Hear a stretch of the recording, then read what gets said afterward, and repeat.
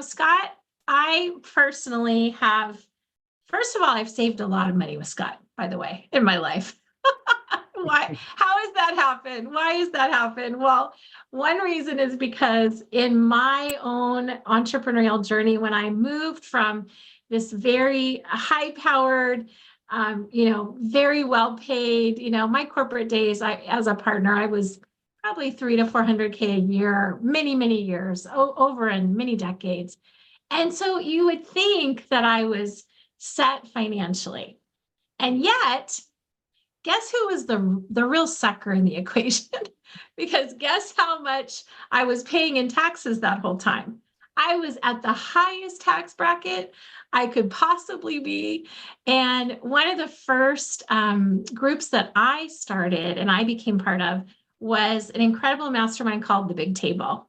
This is run by Laurel Langmeyer. I spent about 50 grand to be part of that first mastermind that I was part of with Laurel, and it was worth every penny, by the way. And the most amazing gifts came from that partnership with Laurel because I got to meet people like Scott. So Scott came in. He is the entity expert that Laurel's team works with.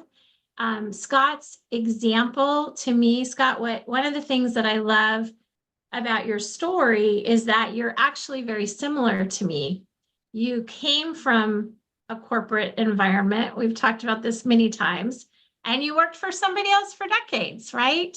I did. And tell us about, what was it?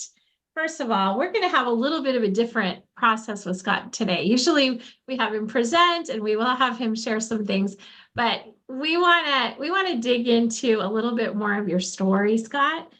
I would love to know, that little birdie on the wall that was watching what happened when you knew it was time to make that shift, when you had dedicated all these years to this corporate world, and yet you knew it was time to make that brave leap. Tell us a little bit about that.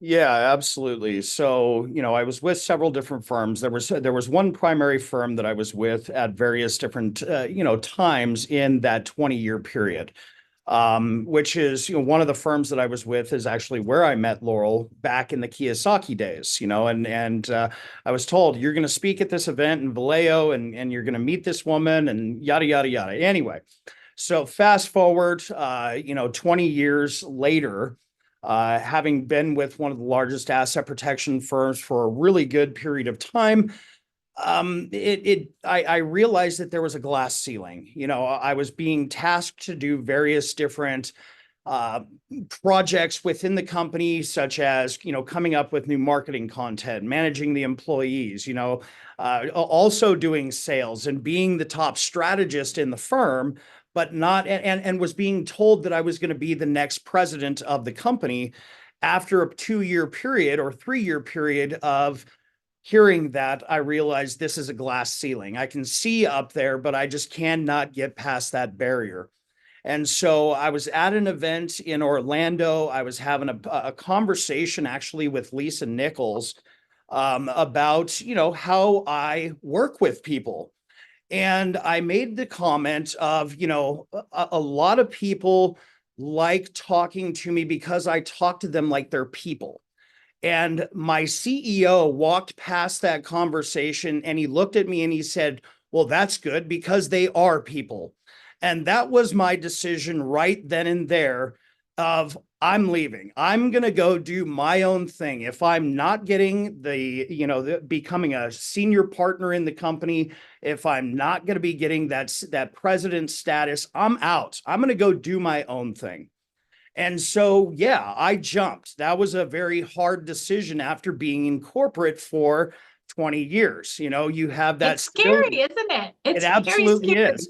It absolutely is. You have that stability, you've got benefits, yada, yada, yada. But that is where, W-2 income, as you talked about, is the highest taxed income in the nation, right? You only have about 3 to maybe 5 different deductions that you can take to offset that. And so in becoming a business owner, not only could I take advantage of all those benefits, but now I can really start building my own ship, if you will. And so I started the company with a previous partner. That partnership didn't work out so well. He went his own direction, and I continued doing what I'm an expert in, which is creating generational wealth. Okay. Utilizing corporations, LLCs, and trusts coupled together with life insurance and a few other things. So that's I kind love of my it. story. Yeah. Well, and you know, one of the things that I think you do so well, Scott, is you have been very strategic about, yes, there were, by the way, anyone ever lock arms with people that it didn't work out, like Scott? Perhaps you've had partnerships in the past where maybe they weren't the best choices, right? We've all had that. And yet he learned from that. You learned tremendously from that experience, right, Scott? That was your Absolutely. refiner's fire, so to speak, right? Absolutely. That's one of the things that I talk about is, when you get into business, specifically partnerships start out great, but don't always end up great. And so ultimately we have to design the divorce while we're in love, right? And that's putting in place the appropriate paperwork and the company structure and things like that. So absolutely. Yeah.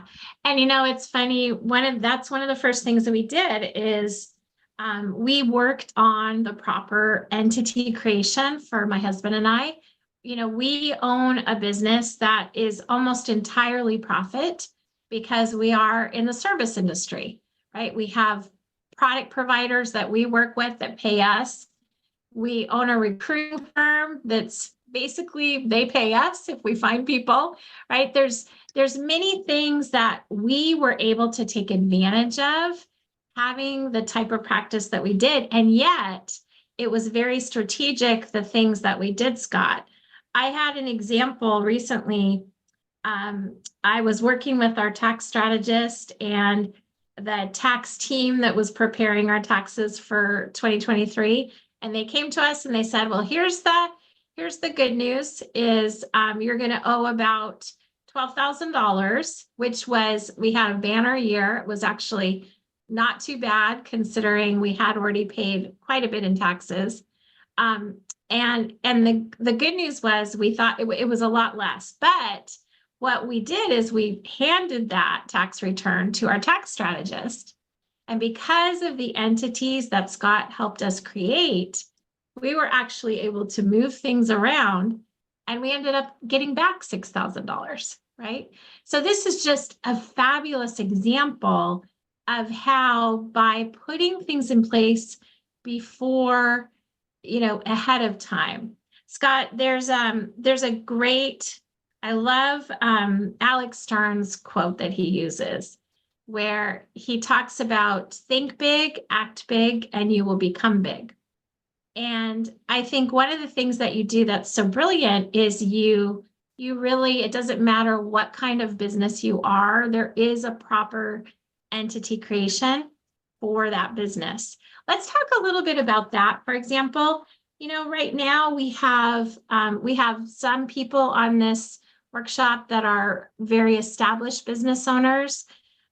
We have some people that are, just considering entrepreneurship. What would be like the first step you would consider for anyone, regardless of what type of business you're in right now? The first step would ultimately be to design the blueprint. I mean, Stephen Covey, the well-known author of the book, 7 Habits of Highly Effective People says, begin with the end in mind, have a clear vision of where you're going and how you're going to get there. So really it's designing the blueprints, now obviously we're not building a piano. So it just like, Debbie said, get started, you got to get started. So it is designing the blueprint, but that will change over a certain period of time based upon the growth and development of the business, what your end game or your end goal is, what that ultimate vision looks like. So I think it's really starting with that blueprint and designing how this should look or what you want that to look like. Yeah, I think what a lot of people don't realize is just by even, in our wealth education classes, I tell people even if you start with a network marketing company or something like that, that's a Become an system that's affiliate. already been, created for you, and you can simply leverage, what somebody else has created. Absolutely. Have some sort of business that you're pursuing. I know that when we went through our evaluation with you, there was, we have a recruiting firm, we have a financial practice, but we also have intellectual property that we've developed in our curriculum and our books that we've written. And so, one of the things that I think is so brilliant about what you focus on is the generational impact, the generational wealth structure. When you think about generational wealth, what does that mean to you?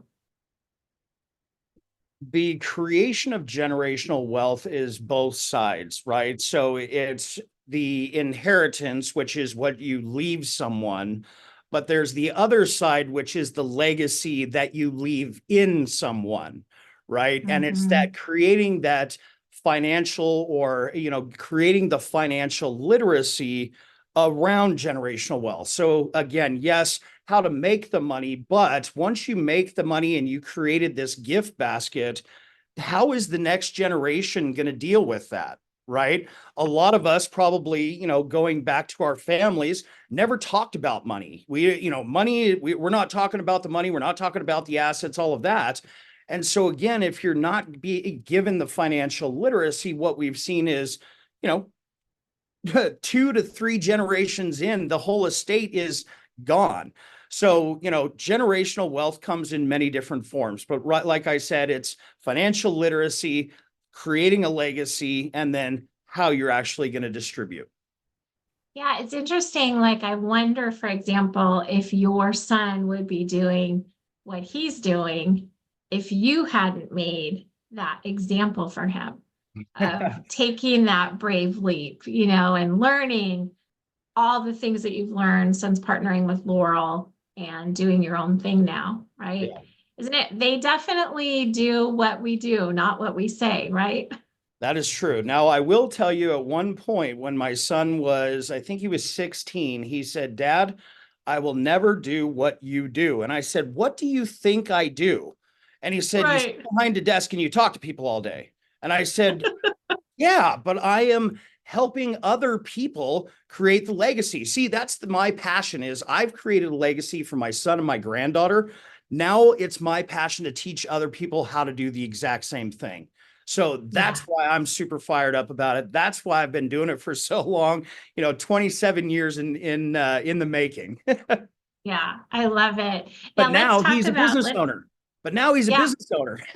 right. Exactly. He's doing obviously another flavor of what you've been doing in the entrepreneurial world. Right. Now you have been very purposeful about choosing strategic partnerships. That's kind of been a general theme with us today.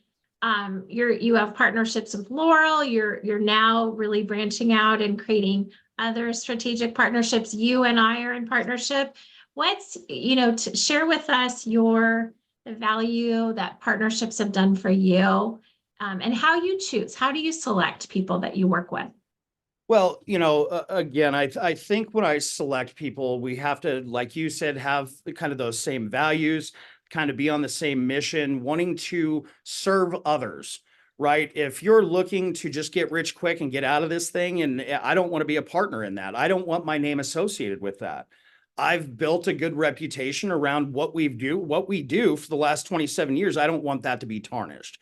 So really it's identifying those values, those core values, aligning in that capacity, and also being on that same mission, like I said, of serving others. Yeah, absolutely. It's funny when Scott and I first met, we talked about generational wealth, obviously life insurance being part of it.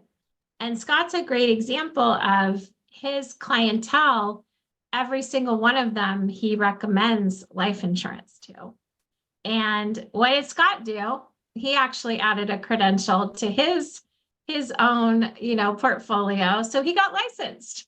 I think in Nevada, you had to get a 70% on the state test to pass, right? Yes. Something like that. Yes. And what's brilliant about that, because financial services, I work in a very highly regulated industry, but because of the fact that Scott did that, and he sends me referrals, I can legally pay him now, right, for those referrals. Now, there's some of our products and services that you don't have to be licensed, right, Scott? We have, the partnership that we have in the Better platform, which many of you are just learning about, getting to be part of. Scott has a pool of all of his clients, mostly are entrepreneurs. Wouldn't you say mostly business owners that you work with? Yeah, mostly business owners. I mean, we do work with people that are transitioning, still kind of on the fence between W-2 and becoming an entrepreneur. But yeah, I mean, the majority of our clients, I would say, are 100% entrepreneur, investor. Yes. Yeah, yeah. And there's tremendous power when you know that you have this group of clients that have these needs. Why wouldn't you, like Debbie said, why wouldn't you refer them to people that you know first will be served well? Because I've served you just like you've served me. We've treated each other well in business, and we've served one another in our area of expertise, right? Why wouldn't we create those partnerships that complement one another? There's so much power in collaboration, right? Scott, I know that you have very generously offered some time on your calendar for those people, viewing today. Tell us about, what that time with you looks like. What would they expect going into that, and what can they hope to accomplish? Yeah, absolutely. So I just want to also introduce Stefan. Stefan is right there. He's my. Oh, hey, Stefan. How are you? Good to see you. He is also my senior strategist. So what that really looks like is, when we have our conversation, we want to really understand what you're doing, what kind of assets are we working with, what kind of business are you looking to get into. That way we can develop a customized blueprint that's going to be specific for you. Now, this blueprint, a lot of people will see it and go, well, that's a lot, but really based upon your business. And what I like to say is I like to dissect the situation and then put it, so I know all the pieces, and then put it back together based upon what your vision is, right? So that way it is in the proper sequence. So we design the sequence in which those steps need to be put in place. Ultimately, it's identifying the right entity structure based upon what you're doing to get started. But as your business grows and develops, like you said, Lisa, if you start developing intellectual property and you're a coach, well, you probably don't want your intellectual property in the same company that you do your coaching through, right? Because now what you're developing is an evergreen product that you can push out to your clients. And if your coaching company has a liability issue, now we lose the intellectual property. We've got to start all over. So again, it's knowing and understanding the proper sequence in which you need to structure that business. I love that. And friends, you all get to, if you don't have your entity creations, I want to challenge you all that you're missing out on a lot of tax benefits that you could be getting by doing that. Quite frankly, even if you do have entities created, I've actually found that a lot of people are not doing it properly, right? How often do you actually meet with someone that maybe set up an LLC or, something like that, and really are very unprotected, actually? Absolutely. I just wrote an article on this because I write articles for a lot of, different publications. And right now we're doing our Christmas in July. The reason I say Christmas in July is because a lot of business owners, they'll start out as a sole prop and then they'll hear, oh, I should have formed a corporation. And now we're waiting until Mary's water breaks to set the company up, right? And wanting to try and take advantage of the tax write-offs for that year. So what we're doing is we're doing Christmas in July. Why is July so important? Because it is the middle of the year to either evaluate your existing business to determine what strategies we can implement for growth, for tax savings, for asset protection. But then also, if you haven't started the business, now would be the time to get the entity formed, because you still have that additional 6 months to run the money through the company, take advantage of the deductions, and see more profit, really was what it comes down to. Right. Yeah, So we are running absolutely. our Christmas in We July. like that. See more profit, right? Absolutely. Absolutely. I love it. Well, thank you so much, Scott. Friends, make sure that you take Scott up on Scott and Stephen up on their offer of their generous time.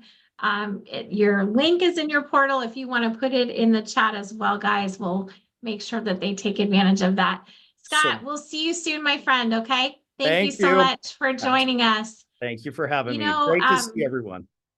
absolutely. One of the things, you know, that I love also, you keep hearing me, what do I love most? There's so many things, first of all, that I love most. It's kind of like, I personally believe you can never have enough friends. My mom asked my sweet girl when she was probably about 2.5, maybe 3. She asked my mom, Grammy, who's your best friend? And my mom always said, first of all, Jesus is her best friend, but she also has many best friends. Mama's one of my best friends. You're one of my best friends. You can never have enough best friends. And you get to have people in your life, in your corner, that you know have your back. Scott has my back. You know, I have him on speed dial if I ever have an entity creation. So take him up on his offer, friends, if this is something that you need in your life. You know, we talked a little bit about also how we're leveraging the systems and skills and abilities of others. And many of you are here, you are already a partner in our Better Life platform. I want to share with you, if you are not yet a partner, it's a very easy way, it's a very easy thing to do. So starting with just why better exactly, I wanted to share a little bit about that. You know, really the reason that Better started was because the founder, one of my business partners in my financial firm, he has more licenses in his brokerage than MetLife. This gentleman's run a massive brokerage for 30 years, and he retired a couple of years ago to start the Better platform. And Better is in my opinion, as a business owner, the single easiest way that I have found to leverage the systems that others have built to exponentially grow my practice. Now, let's talk about this for a minute. The people that you're serving in your community, the questions that you should be asking yourself to think about, does the Better movement, the Better tool, make sense to add to my own practice, for example? So how many people in your community maybe could use some better health insurance? Anyone think that the health insurance space could use a little disruption, by the way, right? I personally, for example, saved $700 a month on my health insurance through the health insurance that Better offers. How many people in our communities do we know are in debt? I unfortunately sit down with families every single day that are burdened with student loan debt, with credit card debt. Entrepreneurs, I don't know what it is. I think we sometimes it's that buying frenzy of things we think we need. And, you know, usually it's not right in the right sequence of when we really need them. But I unfortunately meet a lot of entrepreneurs that are burdened with credit card debt, burdened with student loan debt, so that they're never going to be repaid. And yet, the company that represents the debt solution on the Better platform can relieve that burden for people. I found myself in a pickle many years ago. I had about 70,000 in credit card debt. Just because you earn great money, by the way, doesn't mean you don't have a debt problem. There's a lot of debt crisis in people that make good money. I had a period in my life where my income was cut in half, literally almost overnight. And I was in the midst of paying back a lot of debt from a remodel that I had done. Now, I got in a situation where I couldn't pay that. And I started calculating how much the company actually was getting from me and how much I actually had already paid back, and realized, hey, maybe one of these debt solution, strategies might work better for me.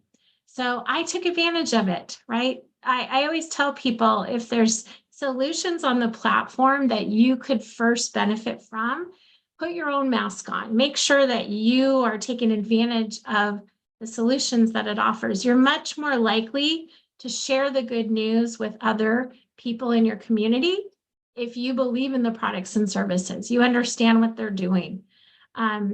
Many of you have heard of the ERC tax credit that came about during the CARES Act. So many people have not heard about the self-employment tax credit that's also now available.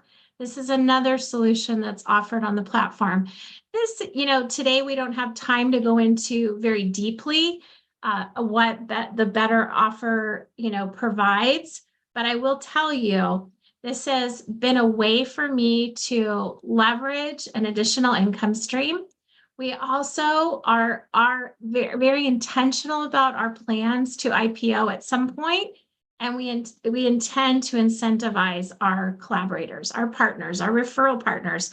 I got my first stock option certificate a couple of months ago because of the affiliate business that I had done in the first year that they were available. So for anyone that wants to learn more about the platform, there is a link on your portal. By the way, it costs me a lot to be part of this network. It costs me $5 a month. It's literally truly one of the best tools that I have ever seen or witnessed in terms of what value you get as a business owner, because the companies have done all the work for us. They are the experts in what they do. We simply get to be what I like to call the professional finger pointers. So be sure, friends, that if better is new for you, to take advantage of learning more about it. There's 3 types of people in the world. There's people that work for someone else. I did that for decades. There's people that work for themselves. Unfortunately, we know 90% of business owners really own a job. They're doing all the work. They're wearing all the hats. And unfortunately, they never make more than $50,000 a year, which I think is a travesty. In the greatest country in the world, we should all be multiple 6 figures at a minimum, right, in our lives. And learning how to leverage the systems that others have built has been one of the most valuable things that I have learned as an entrepreneur. We get to share with you a little bit now the story of Marianne. I love, there's a lot of people in my world in the financial coaching space. There's a lot of financial coaches that focus on mindset, for example. It's one of the reasons I love to bring people like Debbie to our community. I certainly could share about mindset, but I'd way rather learn from people like her that have been doing that. You heard her. She's read these books since she was 12 years old, right?